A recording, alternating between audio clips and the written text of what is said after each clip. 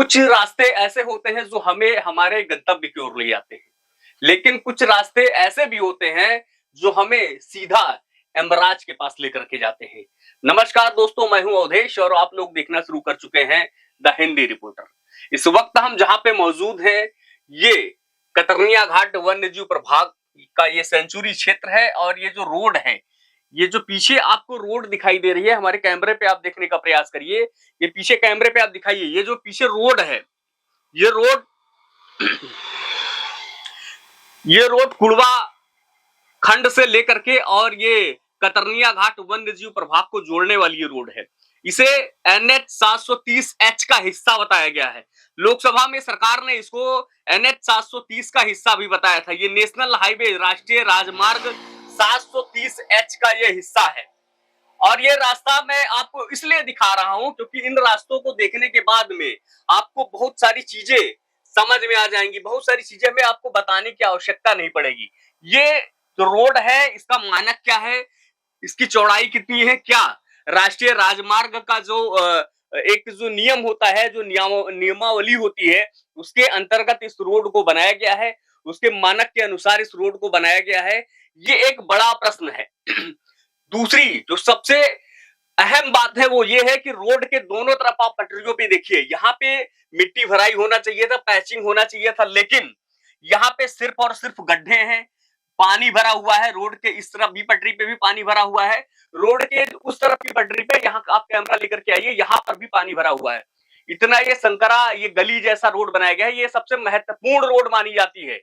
ये इसलिए मानी जाती है क्योंकि ये जो कतरनिया घाट वन्यजीव प्रभाग की ये जो रोड है, जो ये राजमार्ग है, ये NH 730H के रूप में इसको अधिसूचित किया जाता है। इसको NH 730 का हिस्सा बताया जाता है। राष्ट्रीय राजमार्ग का हिस्सा होने की वजह से इसका मानक क्या होना चाहिए, इसके बगल में जो पटरियां हैं, आप इन पटरियों को देखिए, इसपे से निकलने वाले जो लोग हैं वो किस तरीके से अपनी जान को हथेली पे लेकर के जो निकलते हैं।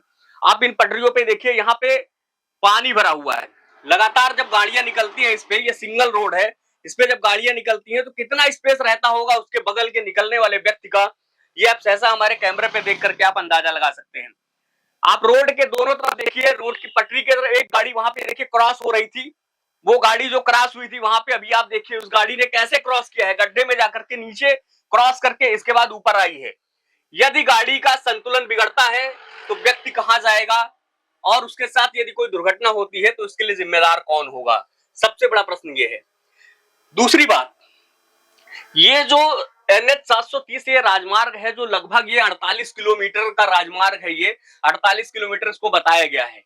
ये मैं नहीं बता रहा हूं, ये सरकार ने लोकसभा में इसको बताया है कि ये सरकार ने लोकसभा में बताया कि 45.89 किलोमीटर लंबा ये NH 730 जो राजमार्ग, इसकी जो लंबाई है, ये DLP के अंतर्गत आता है। DLP का मतलब होता है डिफेक्ट प्रोटेक्शन लायबिलिटी के अंतर्गत आता है। ये DLP का मतलब ये है।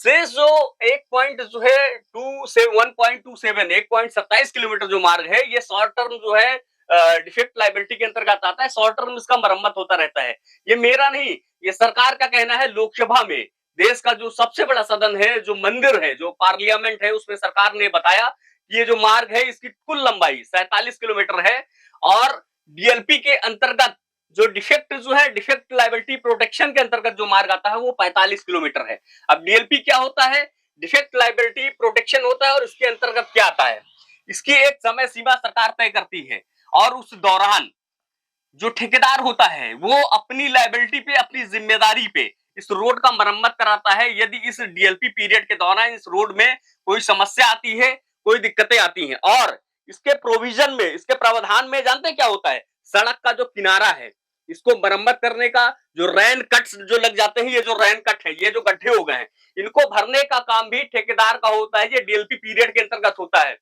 मैं ये जानना चाहता हूं, ये जो DLP पीरियड पे ये रोड जो चल रही है, DLP ये डिफीट जो है लायबिलिटी प्रोटेक्शन के अंतर्गत, आखिर क्यों सरकार ने ठेकेदार, आखिर क्यों है इसको, आखिर ठेकेदार को नोटिस क्यों नहीं जारी किया जाता है कि ये जो रोड है, ये रैनकट जो लग गया है, इसको क्यों नहीं सही करवाता है। सड़क के किनारे ये जो गड्ढे हो गए हैं, ये 2-2 फीट के जो गड्ढे हो गए हैं, इनको आखिर क्यों मरम्मत इनको नहीं करवाया जा रहा है, जब DLP जो है पीरियड के अंतर्गत ये रोड आ रही है। DLP पीरियड के जो अंतर्गत रोडें होती हैं उनमें क्या होता है, जो गड्ढे होते हैं उनमें मिट्टी भरने का काम होता है। किनारे जो होते हैं, किनारों को जो है मरम्मत करने का काम जो है डीएलपी पीरियड के अंतर्गत किया जाता है। और जो रेन कट होते हैं, जो बारिश के महीने में बारिश की वजह से जो गड्ढे हो जाते हैं, जो कट हो जाते हैं किनारे, उनको मरम्मत भी डीएलपी पीरियड के दौरान कराया जाता है।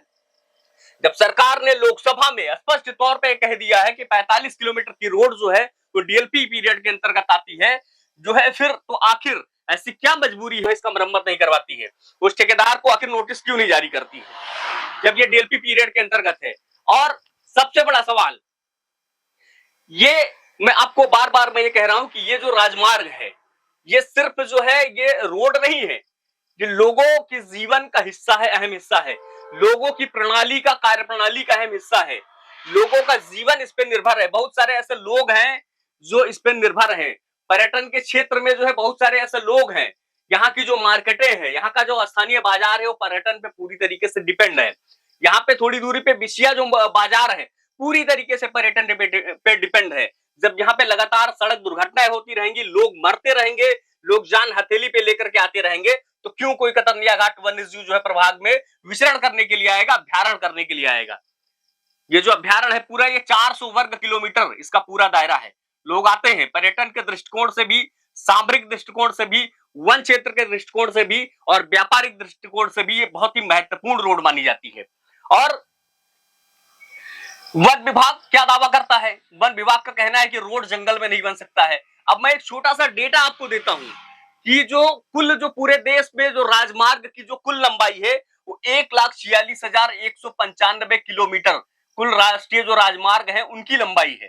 और यदि वन क्षेत्रों की बात की जाए तो वन क्षेत्रों से जो गुजरने वाला मार्ग है वो लगभग 2,42,017 किलोमीटर जो है पूरे देश में ये जंगलों में, अभ्यारणों में होकर के ये रोडें गुजरती हैं। वहां पे दिक्कतें नहीं होती हैं। सिर्फ जब बाघ घाट वन्य जीव प्रभाग को लेकर के आती है तब तमाम सारे नियम और कानून सामने दिखाई देते हैं। तब जो है सरकारों को लगता है कि ये इसकी वजह से वन्य जीव जो आरक्षित वन क्षेत्र है वो प्रभावित होता है। तो राजमार्ग है ये कुड़वा मोड़ से लेकर के और कतरनिया घाट तक किया जाता है। इस रोड की चौड़ाई क्या है? इस रोड की तरफ जो दोनों पटरियां हैं उनमें क्या मानक होना चाहिए था? क्या व्यक्ति अपनी जान को हथेली पे लेकर के इस पे सुगम में जो है यात्रा कर पाएगा? सबसे बड़ा सवाल यह है कि ये कतरनिया घाट वन्य जीव प्रभाग, ये वाइल्ड लाइफ सेंचुरी की रोड है। ये इसलिए भी महत्वपूर्ण है क्योंकि लगभग ये 13 न्याय पंचायतों को जोड़ता है। बहुत सारे ऐसे गांव हैं यहाँ पे, लगभग 100 से ज्यादा ऐसे गांव हैं जो इस राजमार्ग से जुड़े हुए हैं। डेली अपनी उपयोग की वस्तुओं के लिए, व्यापार के लिए, व्यापारिक तौर पे, सामरिक तौर पे और ये पर्यटन के तौर पे भी ये बहुत ही महत्वपूर्ण रोड मानी जाती है। ये वन क्षेत्र है, वन क्षेत्र के लिए भी सबसे महत्वपूर्ण रोड है। ये राजमार्ग है उसके लिए भी महत्वपूर्ण है और सबसे महत्वपूर्ण ये है कि ये पर्यटन के जो है क्षेत्र, पर्यटन के रूप में भी सबसे महत्वपूर्ण उसको माना जाता है।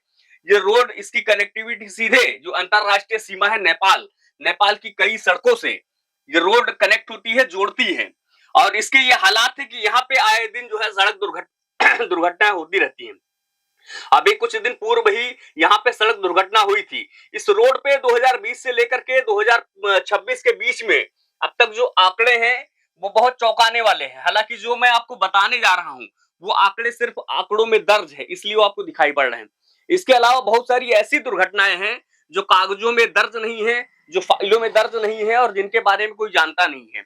यहाँ पे जनवरी 2026 में एक सड़क दुर्घटना होती है बिछिया बैरियर के पास में, जिसमें एक बालिका की मौत हो जाती है और एक जो है व्यक्ति घायल हो जाता है। इसके बाद में हसुलिया बैरियर के पास में एक चरपहिया गाड़ी से दुर्घटना होती है जिनमें 3 लोग घायल हो जाते हैं। मोतीपुर से आगे जो है बाइक, थोड़ा सा आगे जब बढ़ेंगे तो बाइक की टक्कर से 2 लोगों की मौत हो जाती है।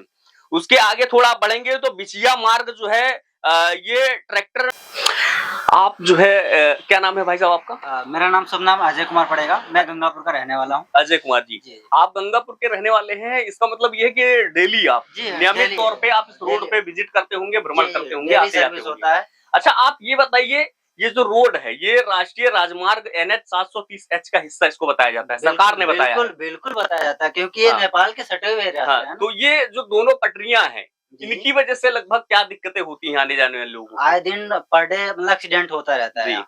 अभी 2 दिन पहले मैं 2 दिन पहले इसी रोड से गुजर रहा था जी गंगापुर से महिमपुरा के लिए, जी। तो मैंने देखा कि एक लोग साइड के चक्कर में गिर गए हम्म। और फिर एम्बुलेंस आई ले गया।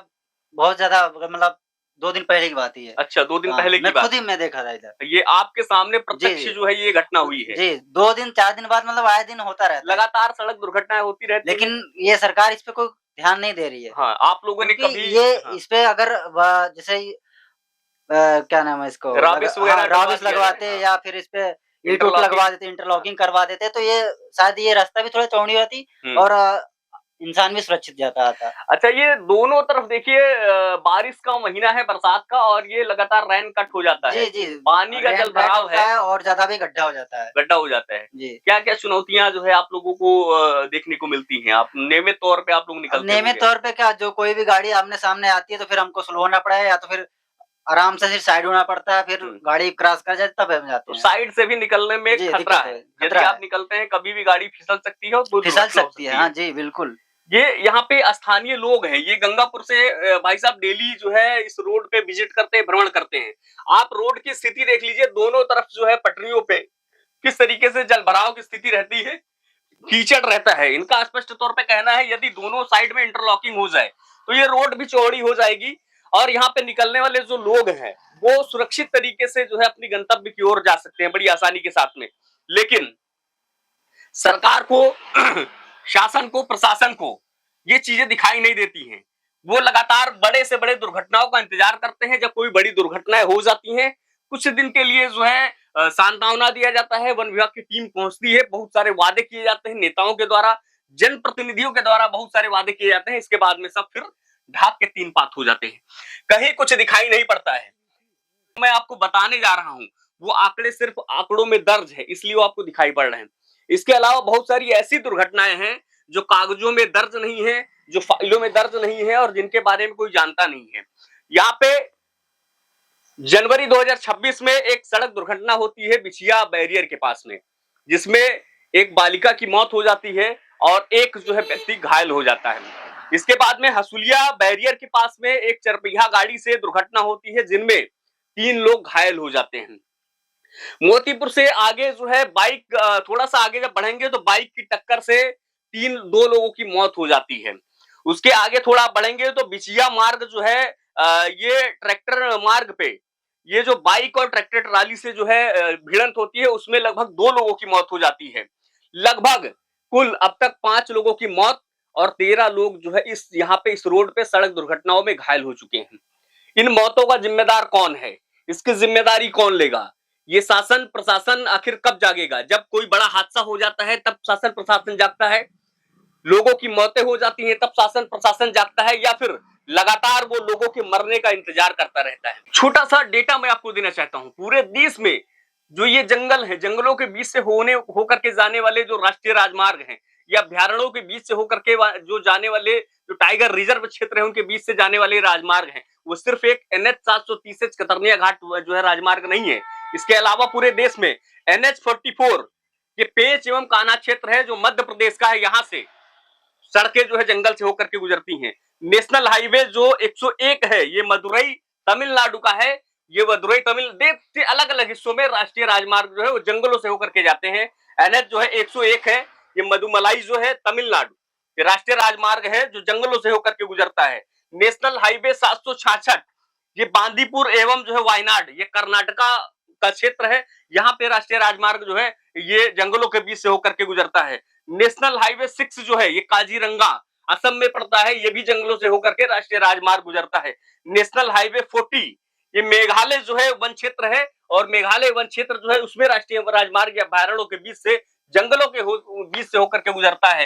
जब इतना सारा डेटा मौजूद है तो सिर्फ ये कह देना कि मीनपुरवा जो कतरनिया घाट वन्यजीव प्रभाग है, जो वन संरक्षित क्षेत्र है, जो टाइगर रिजर्व जोन है, वहां से सड़कें नहीं निकल सकती हैं, ये कहीं ना कहीं बड़ा हास्यास्पद और अप्रत्याशित लगता है। सरकार को इस ओर ध्यान देना चाहिए, सोचना चाहिए और जो जनप्रतिनिधि है उनको भी जिम्मेदारी लेनी चाहिए। ये जो राजमार्ग है यहाँ पे लगातार जो सड़क दुर्घटनाएं हो रही हैं, इन पे लगाम लगाना अत्यंत आवश्यक है, क्योंकि यदि इन पे समय रहते लगाम नहीं लगाया गया तो बड़ी से बड़ी दुर्घटनाएं होती रहेंगी और ये पर्यटन के क्षेत्र भी भी ये जो पर्यटन का जो क्षेत्र है ये पूरी तरीके से प्रभावित होगा। ये रिपोर्ट हमारी आपको कैसी लगी, कमेंट बॉक्स खाली है, नीचे अपनी प्रतिक्रिया जरूर दीजिएगा। तब तक के लिए नमस्कार, जय हिंद, वंदे मातरम।